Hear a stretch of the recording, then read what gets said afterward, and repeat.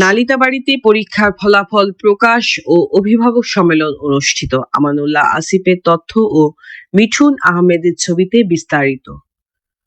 শিক্ষার গুণগত মান উন্নয়নের লক্ষ্যে শেরপুরের নালিতাবাড়ীতে বার্ষিক পরীক্ষার ফলাফল প্রকাশ ও অভিভাবক সম্মেলন করেছে তাহফিজুল কোরআন হিফজ মডেল মাদ্রাসা। ২৭ ডিসেম্বর শনিবার পৌর শহরের আরায়ানি গ্রামীণ টাওয়ার সংলগ্ন মাদ্রাসা কার্যালয়ে এই আয়োজন করা হয়।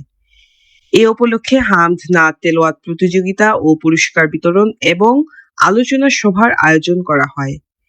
হিফজ ও নুরানি তালিমুল কোরআন বোর্ড শেরপুরের জিম্মাদার মুফতি রফিকুল ইসলাম কাশিমির সভাপতিত্বে প্রধান অতিথি হিসেবে বক্তব্য রাখেন শেরপুর ২ আসনে বাংলাদেশ জামায়াত ইসলামী মনোনীত সংসদ সদস্য প্রার্থী গোলাম কিবরিয়া ভিপি। বিশেষ অতিথি হিসেবে বক্তব্য রাখেন ইসলামী আন্দোলন বাংলাদেশ মনোনীত সংসদ সদস্য প্রার্থী মাওলানা আব্দুল্লাহ আল কায়েস।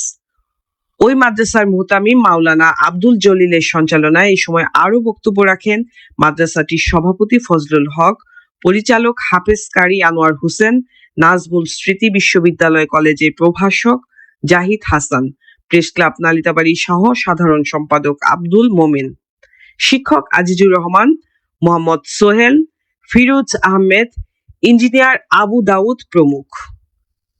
পরে সেরা শিক্ষার্থীদের মাঝে পুরস্কার তুলে দেওয়া হয় এবং সকলের মঙ্গল কামনায় দোয়া করা হয়।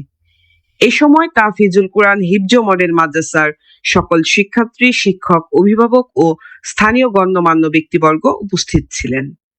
উল্লেখ্য যে তাহফিজুল কোরআন হিফজ মডেল মাদ্রাসার ৩য় শ্রেণীতে কিছু সংখ্যক আসন খালি আছে।